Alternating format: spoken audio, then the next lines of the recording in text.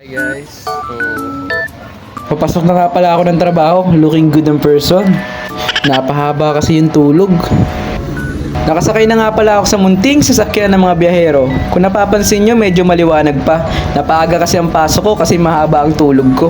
Ang sarap kayang pumasok na maaga kapag mahaba ang pahinga. Samahan mo pa ng may magandang panahon. Pero alam nyo naman, hindi ako laging maagang pumasok. Hi guys, so nandun na tayo sa trabaho. Maaga pa, ang oras natin ngayon 6:35. So apakaaga pa. Kaya nagmamadali. Nga pala, kung napapansin nyo, puro mukha pa yung nakikita dito sa video. Last time kasi nabagsak yung phone ko, tapos ayaw gumana ng backcam. Siguro inaabot din ng ilang araw. Kala ko nga isusugod ko nito sa ospital. Pero mabuti na lang, naging okay na. At syempre, nakiiwas tayo sa gastos. Maaga pa naman kaya hindi ako masyado nagmamadali. Dapat bago sumabak sa gera, lahat ng armas natin nakahanda at huwag kalimutan. Nice. Kasi yung taong makakalimutin kaya tinuro sa akin ni Aling Isang, isipin ko muna ang lahat. Kumbaga, bumuo ka ng checklist sa isip mo para hindi makalimutan ang mahalagang gamit, especially yung susi at tumbler. Siguro naman marami din katulad ko. One time kasi sobrang kakamadali ko, naiwan ko yung susi sa loob ng locker ko. Kaya yun, napagastos pa para umuwi sa bahay para kunin yung duplicate. Mabuti na lang malapit yung bahay namin. Kaso sobrang hassle, napagod ka na, gumastos ka pa. Kaya laging tandaan na huwag magmadali, okay? Ang kinagandahan nga pala dito, solo ko lang yung locker ko. Kaya anytime, kahit gaano kadami gamit ko, hindi ako nasisikipan. Kasi sa totoo lang, alam nyo din naman na may ibang company na isang locker, dalawa. Kasi sa totoo at alam nyo din naman na may ibang company na sa isang locker, dalawa o higit sa tatlo na gamit. Kaya imbis na makapagdala ka ng malaking bag, hindi mo na magawa. Kaya talaga mas magandang solo mo lang yung locker. At higit sa lahat, kinagandahan, lahat ng importanteng gamit mo, di mawawala. Huwag lang kalimutang isara. Yung uniform na suot ko, permanente na sa akin. Kumbaga, sa akin na yung numero na yan. Sa akin nakapangalan, kaya kapag may gumamit ng iba, pwedeng magkaroon ng violation. Para sa Squid Game lang, no? May number sa harap at sa likod. Kaso nga lang, dito trabaho para kumita ng pera, hindi para maglaro. By the way guys, may Squid Game na season 3. Napanood nyo na ba? Oh yes! Ako kasi season 2 pa lang. Kaya panoodin nyo na, alam kong marami nag-aabang nun. So later na lang, mababa na din ako. Guys, kain. So ngayon, hindi na ako magkakanin kasi nagkanin na ako pagising ko. So ang dala ko lang ngayon ay kamote with egg, tapos tinapay. Sobrang bigat na niyan kasi mataas yan sa carbs. So kain na muna tayo. So syempre, bagong lahat, magdasal muna tayo bago kumain.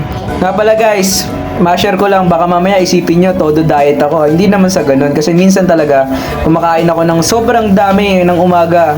Kaya mga ginagawa ko, paggabi nagbabawas ako. Paitlog-itlog na lang, saka pa tinapay-tinapay, tapos samahan mo pa syempre ng pag-iinom ng Milo or kaya gatas. Kasi ang tagal matunaw ang mga kinakain kapag gabi, saka lalo na nakakaantok. Sa aming mga magkakatrabaho, nakasanayan pala namin yung maghati-hati ng ulam na parang magkakapatid. Kayo din ba ganon? Parang halimbawa, kahit naman simpleng ulam lang, kahit pangayan tuyo, minsan nagsishare pa kami. Kumbaga, bigayan lang kami. Pero alam nyo ba guys, sa dati kong trabaho, hindi ko ito ginagawa kasi masyado mga kupal. Kaya, syempre, parang hindi ka gaganahan talaga mag-share. Kaya akong ginagawa ko, sinusolo ko na lang. Basta kumbaga, bigayan lang. Kung mabait sila, mabait din ako. Pero kung masama sila, masama din ako. Ganun lang. Kaya dito sa company, mas tumagal ako kasi mga tao dito nagkakaintindihan kami at nagtutulungan. Hi guys, good morning. So, ngayon na lang ulit tayo nakapag-vlog. Kasi, akala ko talaga masisira yung back ng camera ko kasi talagang hindi naglolo ko siya. And nakita ko dun sa ibang post sa TikTok, ganun din yung issue sa mga cellphone nila. Pero sa akin, kung saan na lang bumalik kagabi.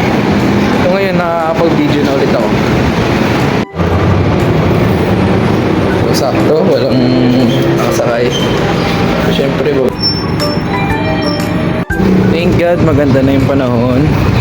Wala nang ulan, sana magpatuloy pa para maganda ang pagtatrabaho, hindi hassle.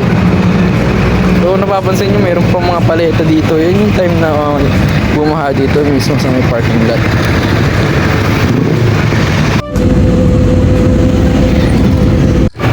Hi guys, so nandito na ako sa may pabahay.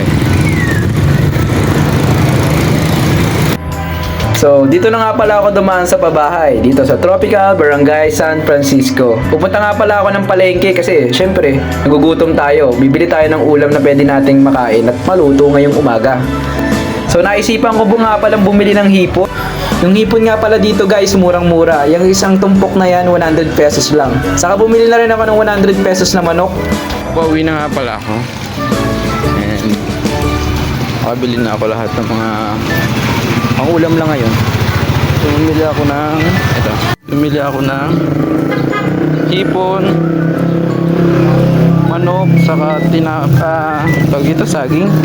Tapos nagbili ako ng tinapay para kaya ng isa. So, yun lang guys. Thank you for watching.